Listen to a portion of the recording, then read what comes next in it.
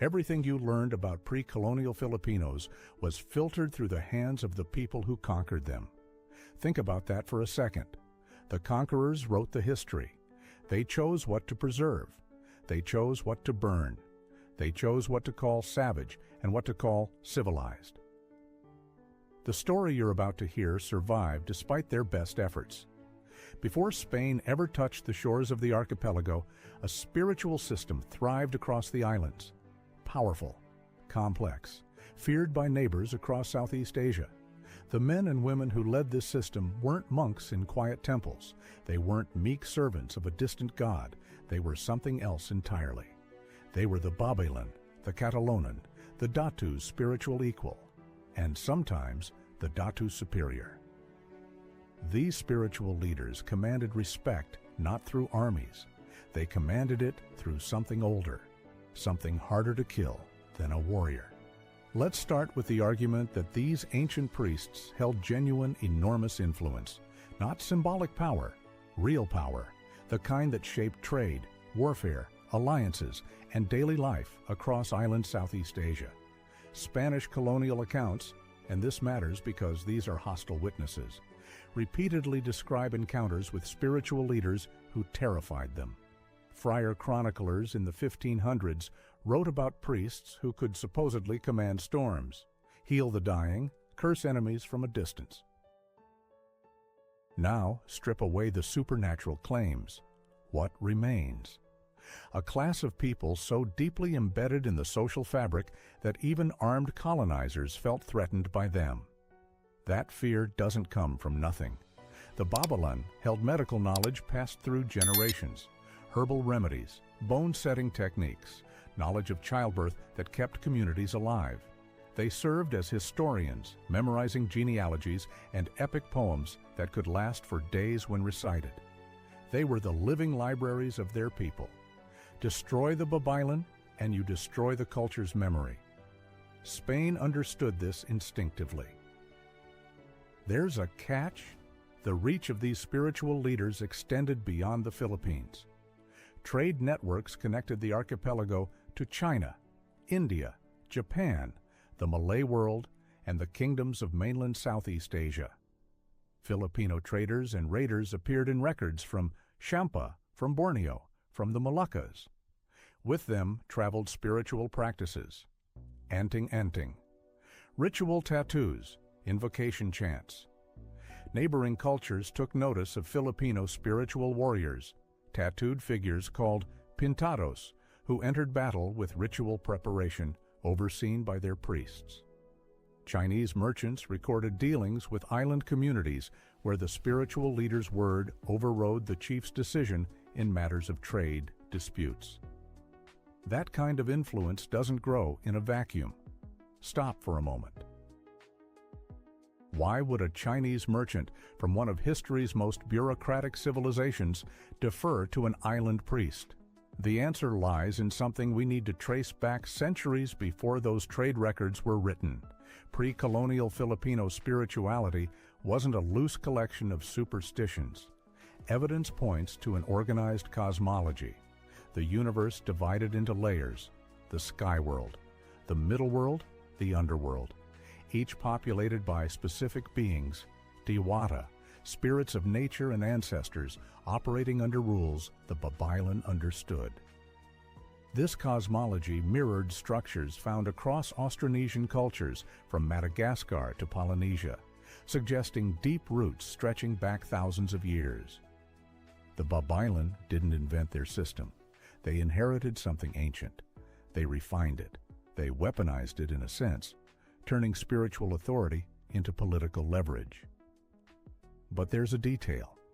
The Boxer Codex, a manuscript from the late 1500s, contains illustrations of Filipino warriors and spiritual practitioners in vivid detail. Their tattoos weren't decoration. Each mark recorded a significant achievement, a covenant with a specific Diwata. A heavily tattooed warrior was a walking resume of spiritual credentials. The priests who applied those tattoos, who decided who earned them, controlled a system of social status that rivaled any European knighthood. Now for the counter-argument. Fair enough, some historians push back against romanticizing pre-colonial spiritual leaders. Their criticism deserves an honest hearing. Skeptics argue that colonial-era Spanish accounts exaggerated the power of Babylon for self-serving reasons.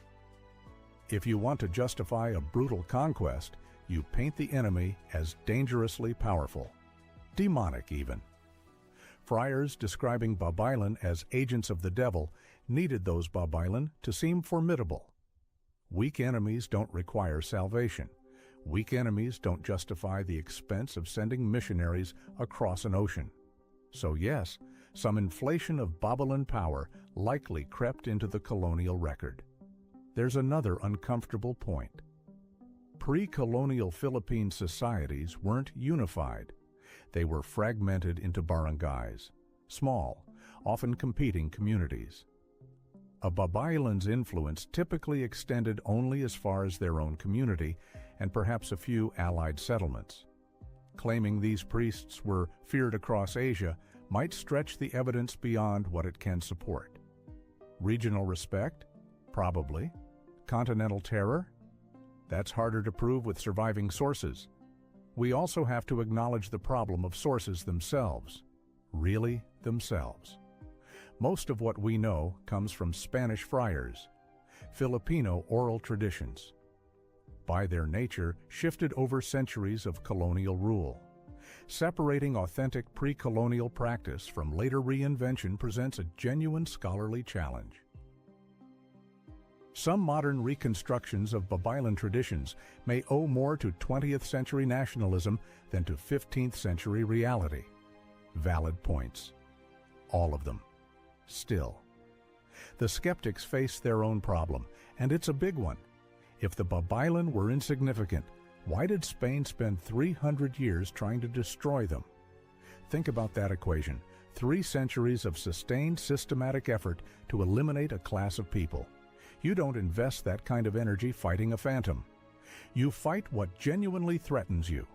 The very persistence of anti-Babaylan campaigns across the entire Spanish colonial period tells us something the written record alone cannot. These spiritual leaders kept coming back.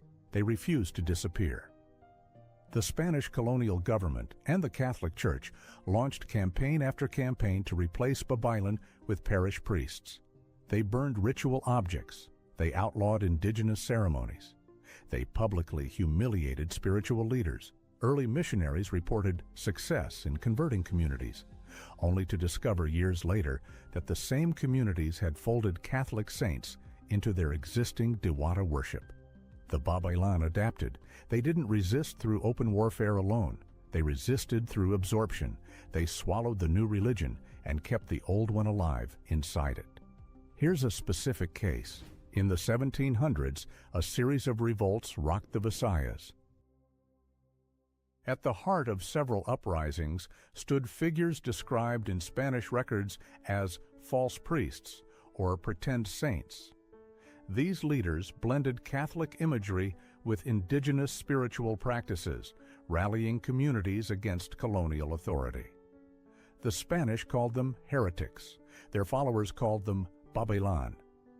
The label didn't matter. The function was identical to pre-colonial spiritual leadership, someone who bridges the human world and the spirit world, who uses that bridge to mobilize people. Stop. The Tamblot Uprising in Bohol in 1621.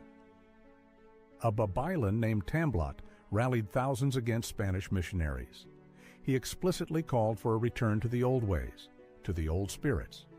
The revolt was crushed, but it took military force to do it. Not theological debate, not persuasion, soldiers. Bangkow's revolt in Leyte happened around the same period. Bangkow, an elderly chief who had been among the earliest converts to Christianity, renounced his conversion and allied with the Babaylan to drive out the Spanish. A man who had lived under both systems chose the old one. That choice speaks volumes about what the Babaylan offered that the friars could not. These weren't isolated incidents. They formed a pattern that repeated for centuries. Something kept regenerating. Something the Spanish couldn't fully locate and couldn't fully kill. The roots ran too deep. They ran beneath the floorboards of every church the Spanish built. Now, why feared across Asia? Let's be precise about this, because precision matters more than drama. Filipino raiders and traders maintained a reputation throughout maritime Southeast Asia that blended martial prowess with spiritual menace. The Iranun and Balangingi raiders of the Sulu Zone terrorized coastal communities from the Malay Peninsula to the waters near New Guinea. Their raids weren't random piracy. They were organized, large-scale operations supported by spiritual rituals. Captives from these raids later reported the elaborate ceremonies conducted before attacks, invocations, offerings, consultations with spiritual leaders. Malay and Bornean sources reference Filipino spiritual practices with a mixture of respect and wariness. The concept of Filipino anting-anting, amulets and talismans conferring invulnerability or invisibility, spread throughout the region.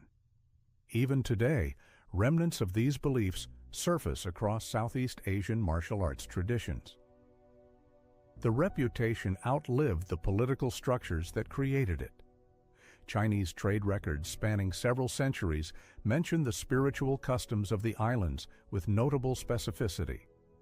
They record ritual sacrifices, elaborate funeral practices, and the prominent social role of spiritual intermediaries. The level of detail suggests these weren't passing curiosities. They were factors Chinese merchants had to navigate to do business successfully. So where does the weight of evidence fall? The Babaylan were not all-powerful sorcerers who made empires tremble. That version serves nationalism more than history. The skeptics earn credit for demanding rigor. Now pay attention. The Babaylan were also not minor folk healers inflated by colonial propaganda. That version serves colonialism more than truth. 300 years of active suppression proves the threat was real. Important. The honest position sits between those poles, but it leans, and it leans hard, toward genuine, substantial power. Spiritual, political, medical, cultural.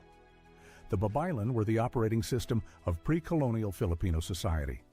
Everything ran through them: birth, death, war, peace, harvest, trade, marriage, law. Remove the Babaylan, and the entire social structure crashes. Spain knew this. Spain acted on this knowledge with ruthless consistency. Important. The darkest part of this story isn't the violence, though. The violence was terrible. Burnings, imprisonments, public shaming. The darkest part sits quieter. It hides in what was lost, entire cosmologies.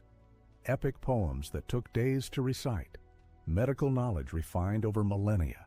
Genealogies connecting living people to ancestors stretching back beyond memory. Spiritual technologies, practices for navigating grief, trauma, ecological disaster, developed across thousands of years of island living. Gone.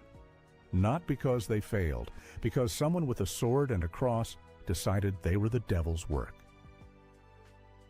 What survived did so underground, in whispers, in the syncretic folk Catholicism that still pulses through Filipino culture today. In the albulario, the folk healer who prays to saints but uses techniques far older than Christianity. In the persistence of belief in Encanto, in Diwata, in a spirit world layered beneath the visible one. These aren't quaint superstitions. They're the fingerprints of a spiritual system that survived one of history's most thorough attempts at cultural erasure.